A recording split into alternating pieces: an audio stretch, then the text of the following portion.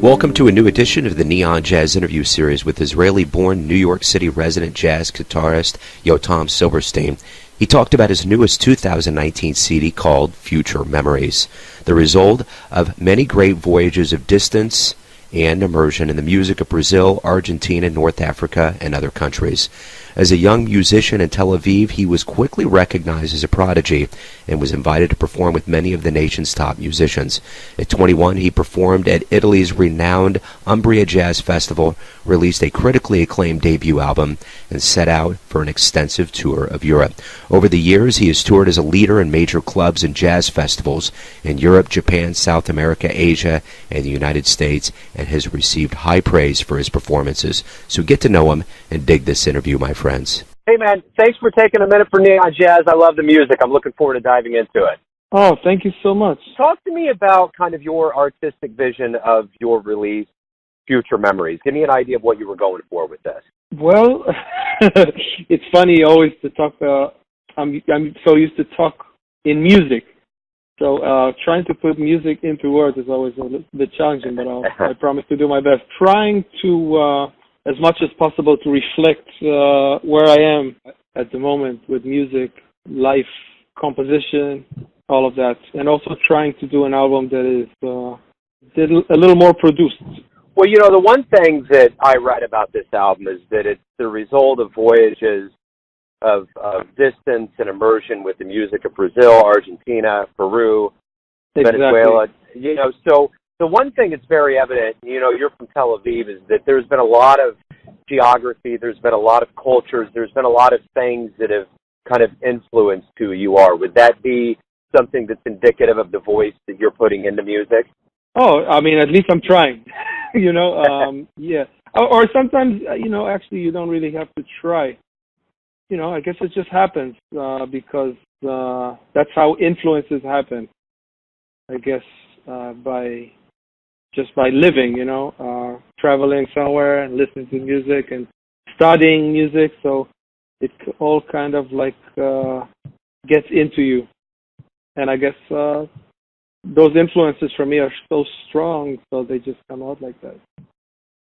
So talk to me about your childhood in Tel Aviv. It seemed as though, you know, you've been dubbed with the term being a prodigy early on. Talk to me about how you got into music and more specifically jazz. Yeah, well, music, I was always, from the moment I can remember myself, I was always really attracted to music, especially to guitar, actually, from a very young age. And I had to kind of beg my parents to get me a guitar. So they got me an old guitar that was in my grandma's house, and I started just by kind of teaching myself how to play. I did have a teacher a little later, but I wasn't really interested in the stuff that he was teaching me. So I was more interested in just like trying to find things myself and find some chords, you know, and trying to teach myself. And then when I got to high school, I became pretty serious about it, and luckily I got accepted into a really, really cool high school for art in Israel, where I had some very, very influential teachers that their teachings remain with me until today. That was a very, very, I think, pivotal time for me because it kind of made me a musician. I've met some great guys that I'm still in touch with today, and then I had some teachers that really got me into jazz, and really, in particular, one teacher, his name was Amit Golan. He also taught a lot of other Israeli jazz musicians, and he really introduced me to the jazz tradition, you know, especially a lot of hard bop music, swing, the foundations. And that was very, very good for me because it gave me a very, very strong like foundation for the music, for what I want to do later. And then I moved to New York at the age of 25, and the rest is, I don't know. Rest is history. So my question to you is this. Did you always have this dream of not only being a professional musician, but making your way to the United States? From high school. You know, since I was in high school, I knew that whoever was really serious about music went to Berkeley. So I really wanted to go to Berkeley. That was the first thing. And it's funny enough, when I was 18, I got a scholarship to go to Berkeley, but I couldn't go because I had to go to the Army. and later on, as I got, I became more and more serious about the music, I found out that actually New York is the place for jazz, So I said, maybe I should just skip Berkeley and just go straight to New York. I did, and I'm very happy I did.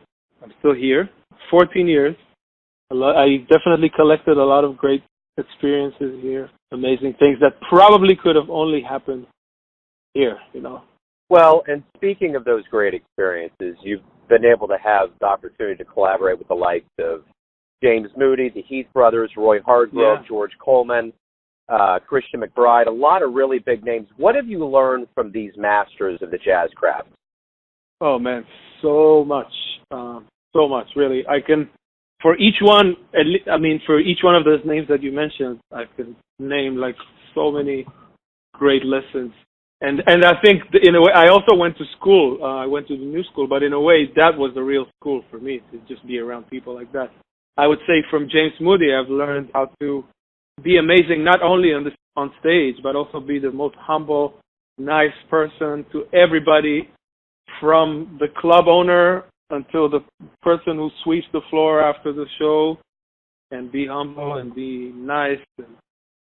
And from Roy Hargrove, I learned how to always be a student, and from Christian McBride, I learned how to always groove each note that you play, make it groove like no tomorrow. So yeah, I consider myself very, very lucky to have been around those people, and be in that school.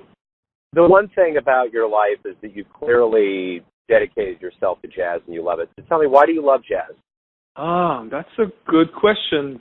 I don't know. It just feels good. It's a really, I guess, improvisation in general. It's just such a, life is so hard, and you have a way to express yourself and to kind of escape into this world. And also, it's just such an endless, you'll never master it, Some people, of course, there are masters, but even somebody like James Moody, or all these other names that we mentioned, those people, James Moody was practicing music until the last day of his life, 4 or 5 hours a day, still wants to get better, still knows that there's always going to be room for him to grow, and to be a better musician and a better person too. So I guess that's something that I really love.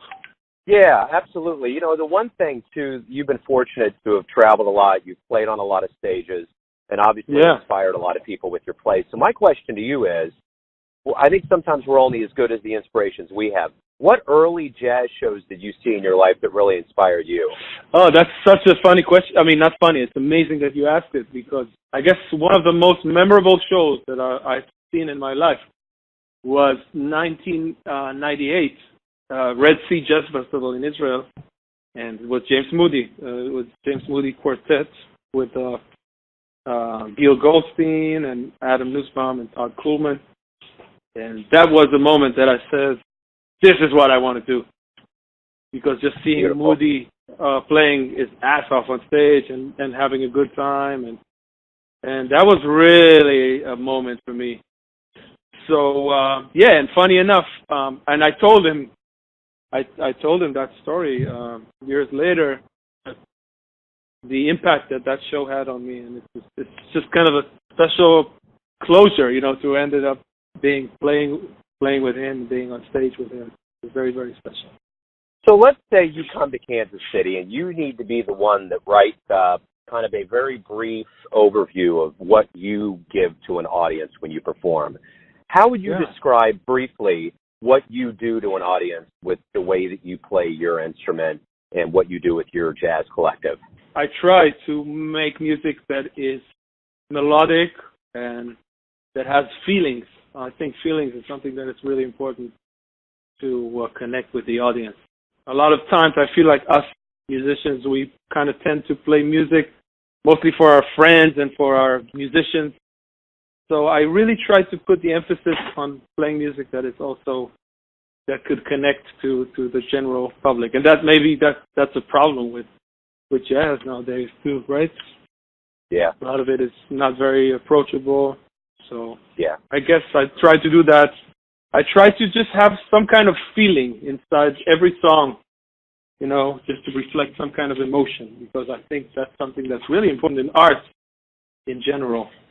Melody is the most important.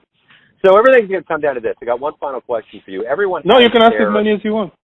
Sure. Yeah. Well, this is kind of the crux, and I think I've covered a lot of ground. But what I want to ask is this: everyone has a interpretation or a version of who they think you are. Your family, your friends, your fans. But you know yourself best. My question to you is: who do you think you are? I don't know. I'm just Homo sapiens. Trying to make a living, tough world, and trying to spread positivity and humanity through music. Trying to make people's day a little brighter, if I can. I felt that way after listening to your music, and I think you're absolutely doing that. Thank you. That's the biggest compliment. And thank you for taking a minute out for Neon Jazz. Thanks for talking about your life and for what you do for the world of jazz. I appreciate it.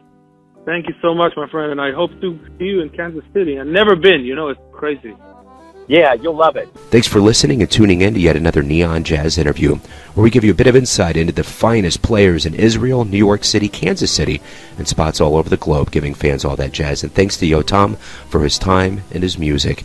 If you want to hear more interviews, go to Famous Interviews with Joe Domino in the iTunes Store. Visit neonjazz at youtube.com. And for everything Neon Jazz, go to the neonjazz.blogspot.com. Until next time, enjoy the jazz, my friends.